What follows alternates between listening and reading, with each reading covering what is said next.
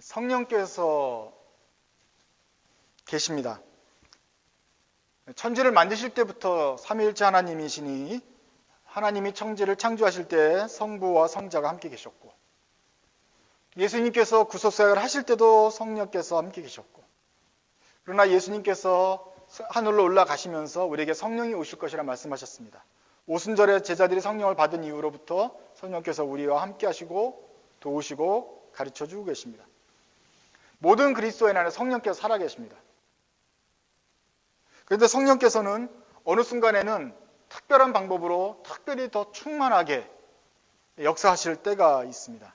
옛날 이야기를 하나 드리려고 합니다. 성령께서 그 마음을 뜨겁게 해줬던 그 순간에 관한 이야기입니다. 예전에 제가 젊은 대학생이었을 때 우리 같은 교회 누나가 한 명 있었습니다. 저도 주일학교 선생님을 했었고 그분도 주일학교 선생님을 했기 때문에 우리 누나를 보통 이제 선생님이라고 불렀습니다. 신씨였기 때문에 신 선생님 이렇게 불렀고, 그렇게 되었는데 이제 그분이 점점 혼기가 차가는 것이었습니다. 점점 나이가 들어가고 그러는 것이 이제 우리 선생님들과 청년들 사이에 관심이 되고 있었습니다. 근데 문제가 있어요. 그분은 대학원생이었어요. 그것도 이대 대학원 공부를 잘해가지고 이대 대학원까지 다니는 수재예요. 그러니 적당한 남자 찾기가 쉽지 않은데 더 큰 문제는 키가 커요.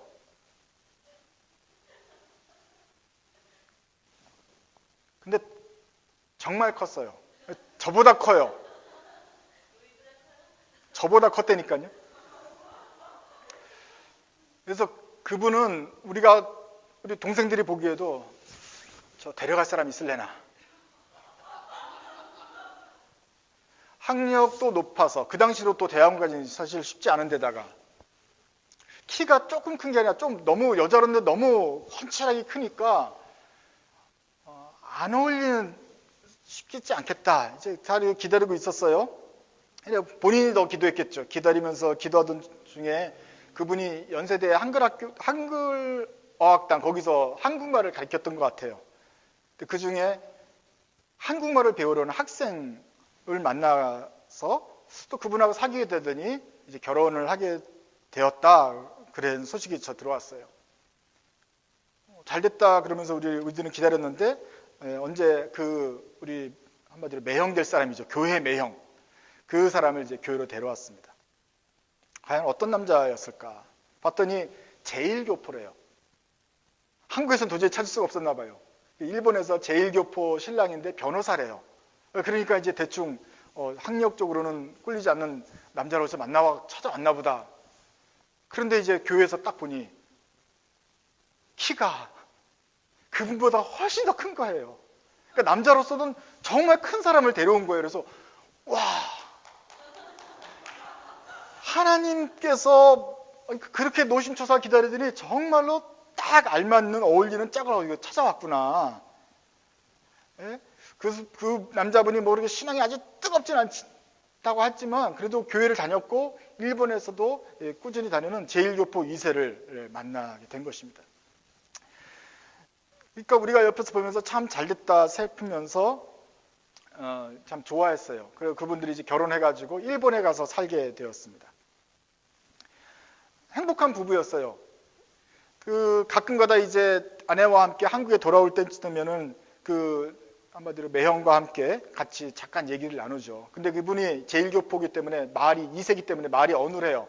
한국말을 하는데 떠듬떠듬 해요. 어쨌거나 뭐 인사도 가끔 하는 그런 관계였습니다. 행복한 부부였어요. 다만 한 가지는 이제 아이가 없어요. 그래서 한 6년, 7년 아이를 기다리면서 이제 언제 아이가 생길까 이제 기다리는 중이었어요. 한 7년쯤 됐나요? 또 다른 소식이 들어왔는데 그분 신 선생님이 이제 암에 걸렸다고 그래요. 근데 좀 진행이 됐던 것 같아요. 30대 초반인 거예요. 젊은 사람이 30대 중반 넘어가겠죠. 이 젊은 사람이 이제 이제 결혼해가지고 몇 년 지났는데 암에 걸린 청천벽력이죠.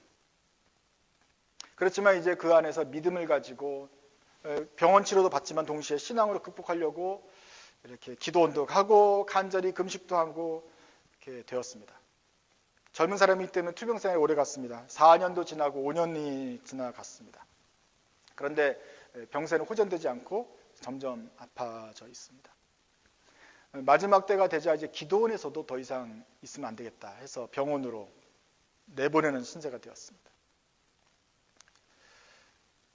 그때 제가 이제 갓 목사가 된 사람이었고, 우리 또 담임 목사님께서 출타 중이셨기 때문에 그 병실을 찾아갔습니다. 찾아가서 보니 참으로 이렇게 초췌한 모습이었습니다. 이제는 정말 얼마 살 날이 남지 않았겠구나, 이런 생각이 들었습니다.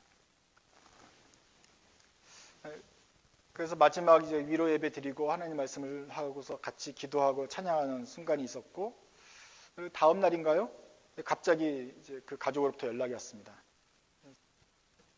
이제 임종 시간이 다가온 것 같다. 그래서 같이 계시던 여준사님과 함께 빨리 병원으로 차를 몰고 갔죠. 급한 순간이었던 것 같아요. 마지막으로 얼굴 보고 싶었어요. 가면서 잘 안 돼요. 가는 중에 또 과속 티켓을 끊었어요. 마음은 급한데, 영화에서 볼 때는 그럴 때 보통 경찰이 그렇습니까? 제가 에스코트 해드리겠습니다. 그러면서 가야 되는 거 아니에요? 그런 길은커녕 딱지 다 끊고 시간 지체하고 하여간 그러면서 갔는데 이미 이제 임종 숨을 거둔 상태였습니다. 이제 거기서 같이 예배 드리고 다시 교회로 돌아왔습니다. 교회에서는 이제 그렇게 상의하면 할 일이 많죠. 또 그분들이 다 이제 교회 식구들이 많잖아요. 그러니까 교회 사람들에게 알리고 또 이제 해야 될 일이 있습니다. 그걸 준비를 하고 또 병원에서는 또 병원 측대로 준비를 하고 그랬습니다. 우리 여성도들은 조를 짜가지고 음식도 해서 나르고 본거지가 일본에 가 있는 그런 부부니까 또 남편도 아직 안 온 상태니까 우리 교회에서 나서서 도와줘야 됐고, 남성인 직장인들은 이제 퇴근하고 나서라도 빨리 와서 얼굴이라도 보고 위로를 해야겠다. 그러고 이제 계획을 짜고 준비를 했습니다. 우리 청년부 동생들도 많이 모였습니다. 왜냐하면 그 교회 누나를 알고 있잖아요. 동생들도 모여서 갑자기 아프다는 소식은 알았지만 이렇게 임종하게 된 것을 보면서 안타까워서 몰려들었습니다. 그래서 제가 그날도 봉고차를 몰고서 청년들을 다 데리고 가득 실어서 병원으로 갔습니다. 퇴근한 남성들도 모여서 그 영안실이 쓸쓸하지 않게 다 모여서 저녁 예배를 같이 드렸습니다. 가봤더니 일본에서 남편이 와 있더라고요. 우리 여준사님은 그때부터 이제 병원에 살고 계셨는데 그 남편 얘기를 들려줘요. 일본에서 남편이 불이 나게 왔습니다. 아내의 임종 소식을 듣고 온 남편은 그 영정사진 앞에서 꿇어앉아서 기도하면서 눈물을 흘리고 있더라. 근데 도착한 순간부터 지금까지 식음을 전폐하고 그 사진 앞을 떠나지 않고 정저한 상태로 그냥 슬픔의 눈물을 하염없이 흘리고 있더라. 옆에 사람이 말려도 도무지 그 슬픔을 가눌 길이 없어서 그 사진 앞에만 앉아있는 모습이었다고 그래요. 그것을 보면서 모든 사람이 다 마음이 더욱 아팠습니다. 그날 저녁에 그 남편과 함께 우리 모인 사람들이 첫 번째 위로 예배를 드렸습니다. 그때 제가 준비해가지고 갔던 말씀이 데살로니가전서 4장 말씀입니다. 말씀을 전하고 찬송하고 기도를 했습니다. 3, 4모 모여서 이제 흩어져서 이제 육개장을 먹는 거 아닙니까? 육개장을 먹으면서 고인에 대한 이야기도 나누고 또 이렇게 하면서 빈소가 쓸쓸하지 않도록 이렇게 하고 있는데 예배를 마치자마자 이 신랑은 밥을 안 먹죠.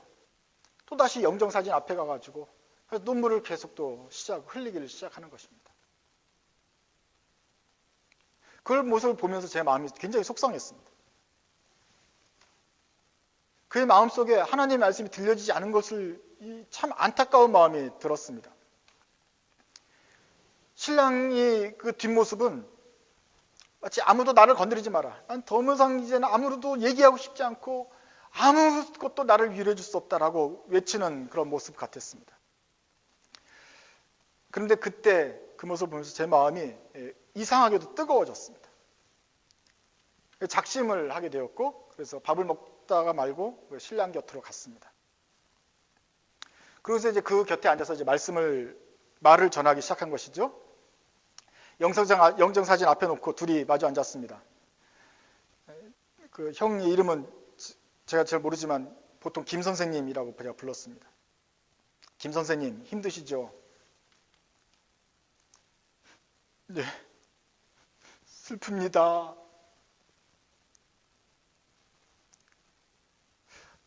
아까 제가 예배 드리면서 근데 제가 설교한 말씀을 들으셨습니까? 못 들었습니다.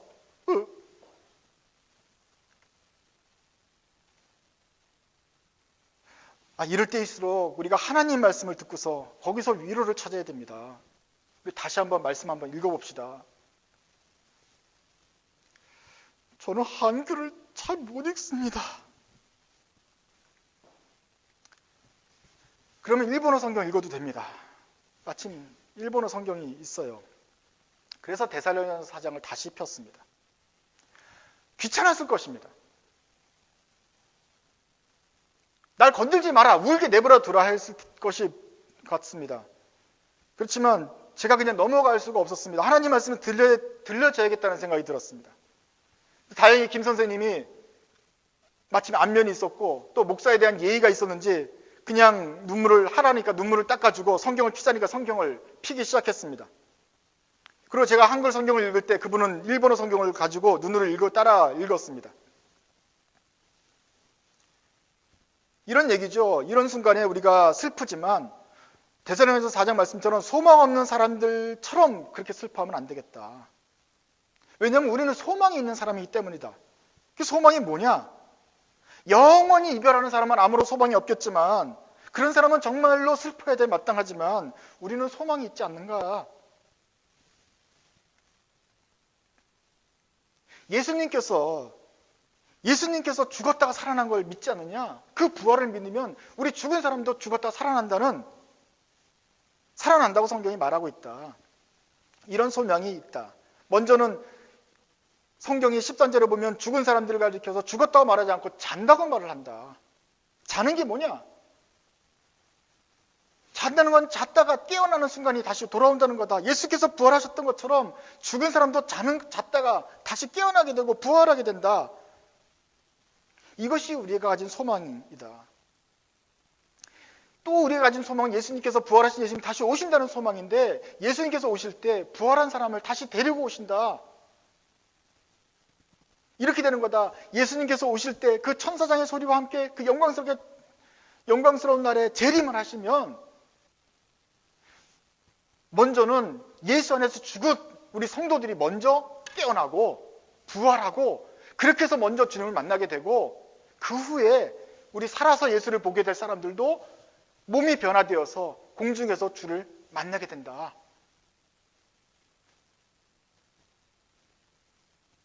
그런데 그날 우리가 주님을 만나게 될 뿐만 아니라 먼저 죽은 예수 안에서 먼저 죽었다가 예수와 함께 살아난 그 사람들도 우리가 다시 만나게 될 것이 아니냐.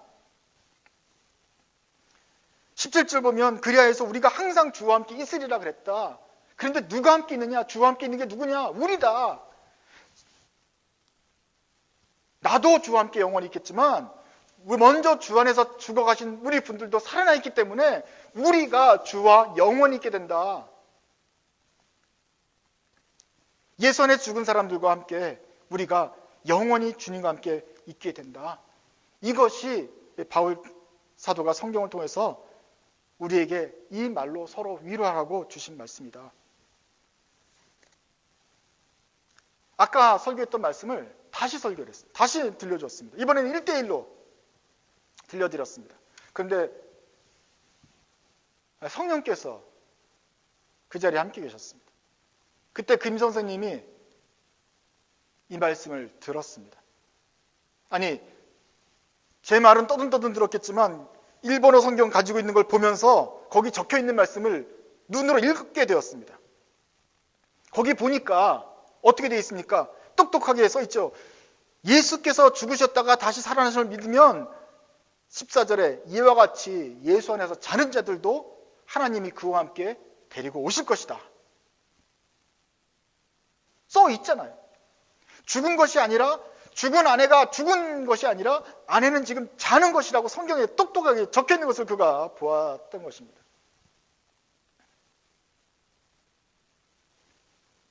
우리가 영원히 주와 함께 있으리라고 말씀이 있더라. 그런데 왜 이 말씀을 몰랐을까요? 김 선생님도 그때부터 교회도, 그 전부터도 교회 다니고 그 후로부터도 아내와 계속해서 신앙생활을 더 잘했고 아내가 아픈 다음엔 더더욱 말씀과 기도로 매달렸을 것인데 왜 데살로니가전서 4장 말씀이 을 몰랐을까요? 읽었겠지만 들어오지 않았던 것입니다. 그런데 그날 이 말씀이 그에게 비로소 들렸습니다. 아내가 죽어서 슬퍼서 지금 눈물이 마르지 않고 있는데 하나님 말씀은 죽지 않았다 그랬고 잔다 그랬고 영원히 작별하는 줄 알았는데 다시 만난다고 분명하게 적혀 있지 않는가 하면 벌써 수천 년 전에 바로 이 순간을 위해서 김 선생을 위한 말씀처럼 죽지 않았다 이 말로 서로 위로라고 적어놓지 않았는가 하는 것이죠. 소망이 없어졌었는데 그때 소망이 생겼습니다. 하나님에 대한 믿음까지 흔들릴 뻔했는데 그때 다시 믿음이 생겼습니다. 말씀을 전하고 기도를 마쳤는데 우리 김 선생님이 다시 영점 앞에 갑니다. 근데 이번에는 그 자세가 좀 틀립니다. 이번에는 정주하고 앉은 다음에 한 30분 정도 간절하게 기도한 다음에 그 자리에서 털고 일어났습니다. 그리고 장례식이 끝날 때까지 다시는 눈물을 흘리지 않았습니다. 밥을 먹고 기력을 차리고 상주로서 손님을 맞았습니다. 그 얼굴은 슬픔이 있지만 더 이상 끝도 없는 그 슬픔의 나락으로 떨어지는 슬픔은 보이지 않았습니다. 슬프지만 소망이 있는 슬픔. 희망을 가진 그 모습으로 슬픔으로 죽음을 대하기 시작했습니다.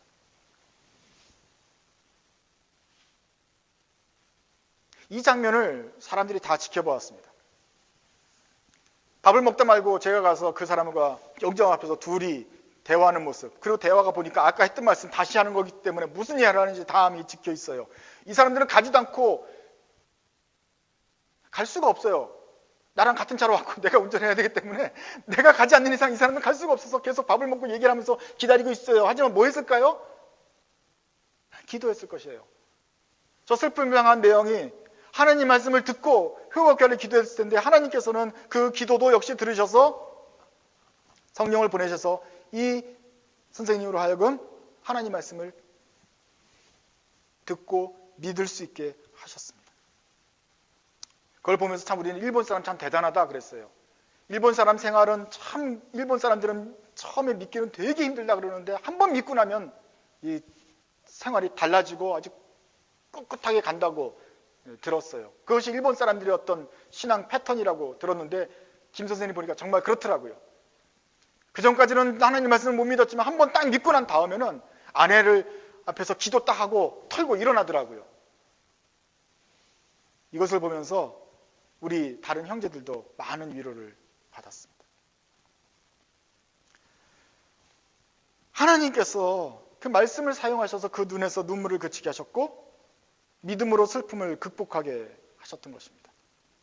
여러분, 우리는 하나님 말씀으로 삽니다.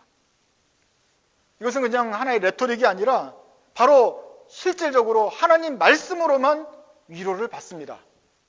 그리고 우리가 형제를 어떻게 위로합니까?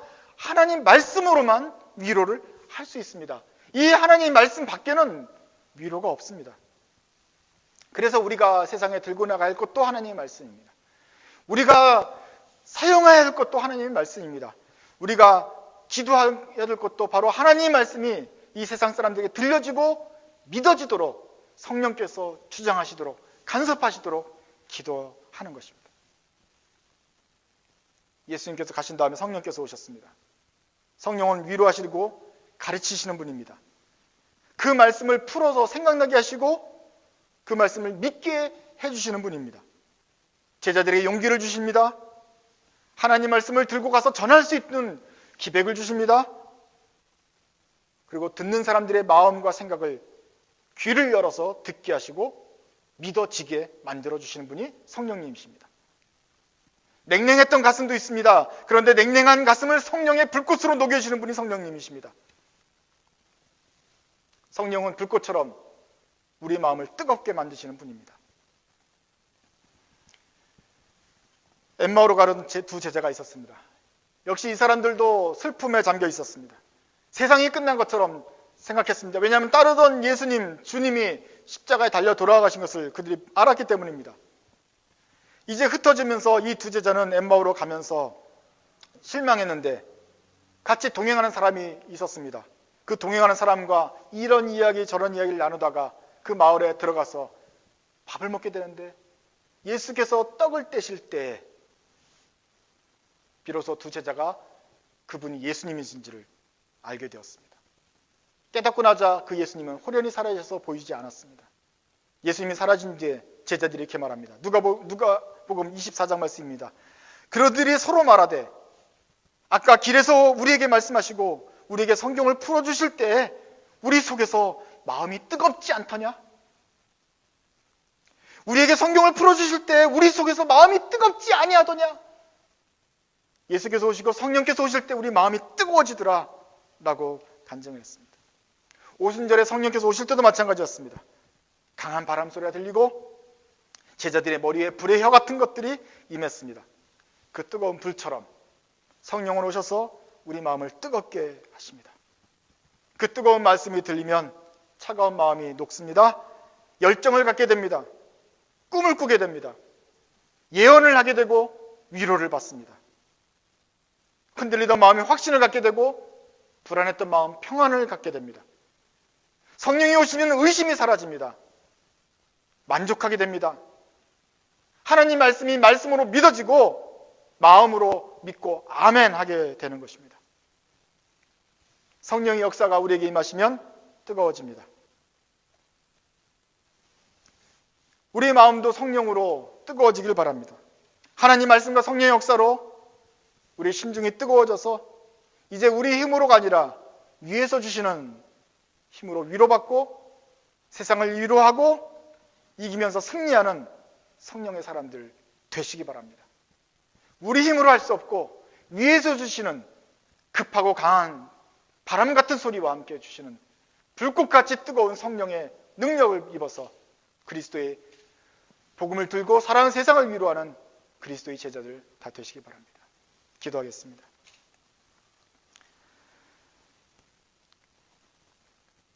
하나님 아버지, 우리에게 선물로 주신 성령을 간구합니다. 성령 하나님께서 저희 마음에 오셔서 연약한 자들을 일으켜 세워주시고 마른 뼈와 같은 저희를 강한 군대로 만들어 주옵소서. 뜨거운 가슴을 가지고 세상을 나가야 있어서 세상이 감당하지 못하는 사람 되게 하여 주옵소서.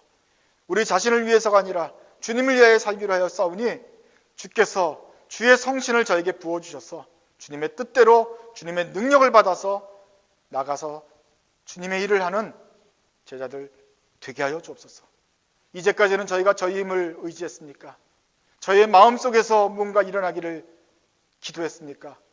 이제는 하늘에서 주시는 성령의 능력, 성령께서 부어주셔서 뜨겁게 된 그 달궈진 마음을 가지고 세상에 나갈 수 있도록 주님 도와주옵소서.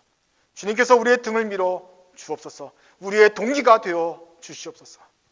그래야 해서 주님께서 승리하시는 것을 저희 삶에서 경험하고 믿고 만지게 하여 주옵소서. 예수님의 이름으로 기도드립니다. 아멘.